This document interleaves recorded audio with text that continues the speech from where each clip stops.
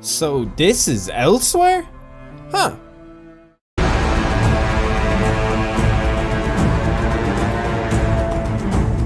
Welcome to Elsweyr, a land in Tamriel ravaged by wars, necromancy, and a newfound epic threat that nobody has had problems with in thousands of years. The threat being dragons. Yes, you heard me right. And no, this isn't Skyrim for once. Elsweyr is the third massive expansion pack being released for the Elder Scrolls Online and will release worldwide in June, and my friends, might I say that this DLC so far has hit every expectation I've had for it. Have you ever wanted to play a Necromancer and control the dead through ferocious illegal magic powers you possess? Because if so, then look no further, as it is time for you to delve into a new class that comes with the DLC, the Necromancer class. And yes, it is as cool as you think. You can summon the undead, bring things back to life, use the dead to guard you through bone armor, or even turn yourself into epic creatures, powers never seen before. The Elder Scrolls has never in its 25 years had such a hard focus on ruling the dead, and the Elder Scrolls Online is the first to do it the proper justice it deserves. If only the other Elder Scrolls games could utilize it to this extent. I've been playing this DLC since it came out into early access on Steam. I've started up a new character, a tank necromancer, and began my latest journey in Elsweyr immediately. I just couldn't wait to see what the Khajiit are like. We've seen plenty of the Khajiit in past games, but none this detailed. I've always wondered what Ma'ik's homeland might be like. Him and all the other male and female Khajiit talk of warm sands, and I can finally say I understand. You won't find any warmer sands than you will in this desert plain. The land is beautiful and very detailed to what you might expect from the Persian-like architecture of the Khajiit, and they have also included all the types too. When I say types, I mean different types of Khajiit that come from Elsweyr. Look at this here. I'm literally talking to a house cat that can cast magic. Where has this wackiness been all my life, and why do I love it so much? So let's talk about this expansion and what I think of it so far, and maybe I could convince some of you to go and pick up this new DLC, as I might bring returning players back and might even get some new ones too.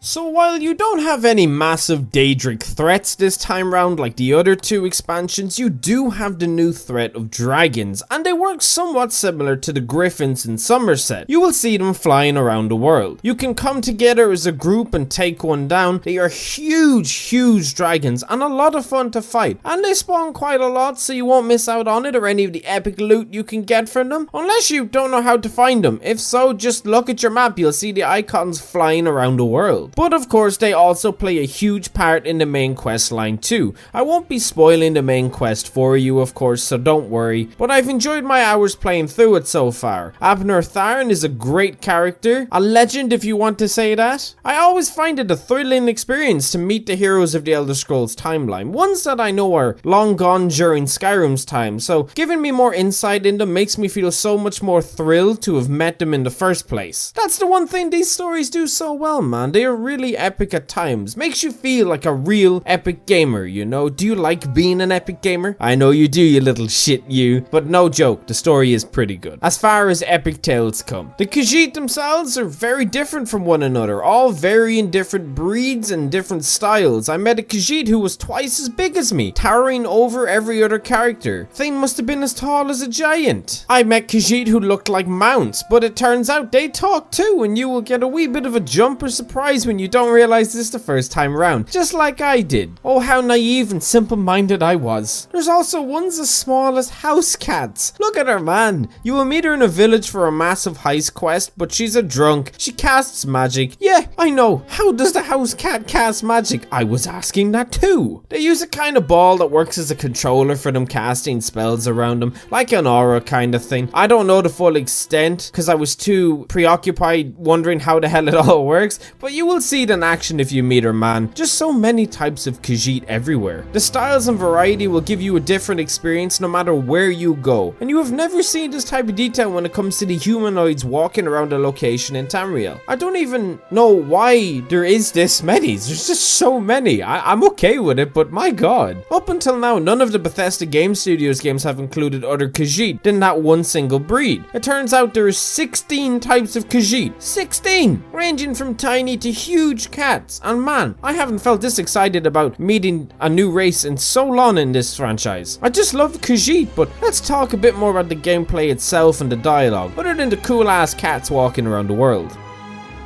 So you have the Necromancer class, which gives you 3 new lines of skills to choose from like the other classes. There is a lot of opportunities for different builds. You can still play a healer, DPS and tank all just as well as the other. I'm playing a tank right now and I have a ton of variety in defensive spells and healing spells. Obviously the most fun builds come from the summoning of the dead, but man, my ultimate is so cool. Just look at this.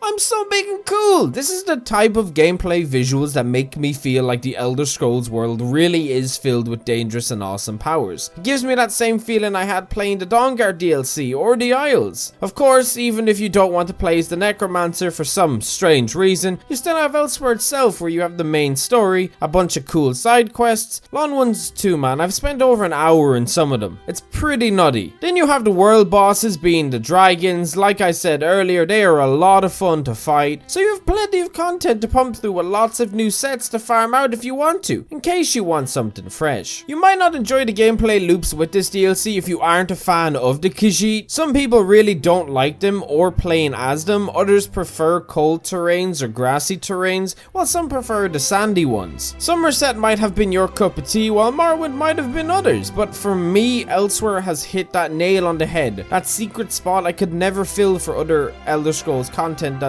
never got explored. Oh man, let me tell you a bit about the music too. This entire time I've been talking, I've had Elsweyr music playing in the background. I don't know what it is about this game, but the composers are geniuses. They really are. They managed to capture the curiosity of the cat, if you want to call it that. The whole of Elsweyr feels like one big mystery with some of the tracks played. Even the new main menu music makes you realize this will be a fun adventure. Of course, if you get sick of it, you can always just listen to your own music when you were grinding out dungeons or trials, but I'm talking fresh experience, and I could honestly see the replayability with this questline. Most of the Khajiit have a ton of dialogue options. If it's not going down the path the developers intended, you will always have a persuasion or intimidate option most of the time, and I found a lot of the conversations to be very detailed. I was never starved of knowledge or information regarding the lands or the surrounding people. I always knew what to expect thanks to the sheer amount of info the characters in quests would give me. It really is impressive. I found out about the Khajiit thief god who ascended from a mortal into a god, giving the Khajiit reason for their conniving and sneaky ways. It's almost like a hunt to them, but in the way that you would take others' possessions, not their life. The main is mentioned here and there. For those who don't know, the main is the leading Khajiit of Elsweyr, but I've yet to see him show up, but maybe we will see a glance at him by the end of it. That would be really cool, be it spiritual or physical form. But the gameplay loop and dialogue served as a lot of fun for me personally getting through it, and that part in storytelling is a big up for me when the gameplay is fun to back it up.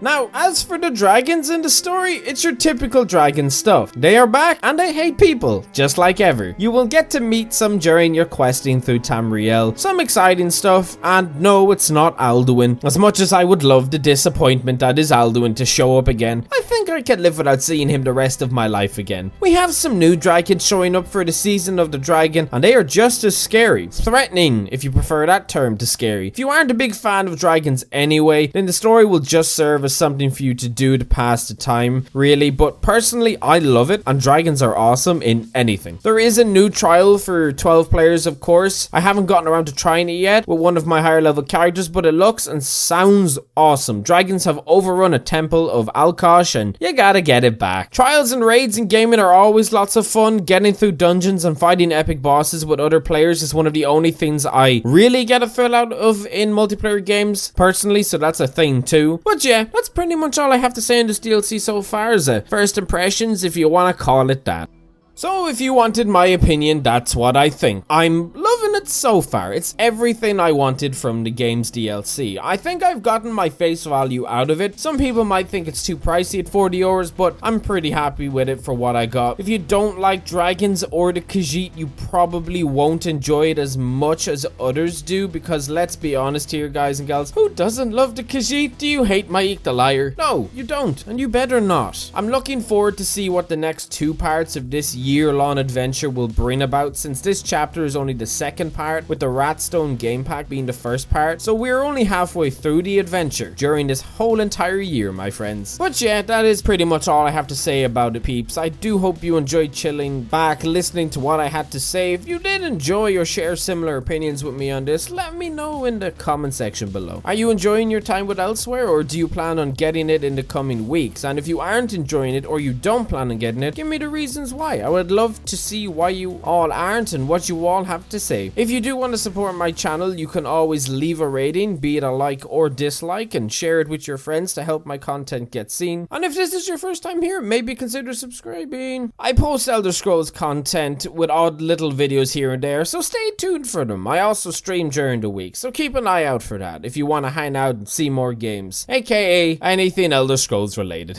But enough babbling, my friends. I do hope you have a wonderful rest of the day on whatever you plan on doing with your day. I shall be playing some more games and enjoying life, but I wish you all the best in your adventures to come. As always though, I hope you all have a wonderful day, week, month or year, and I will see you all in the next one.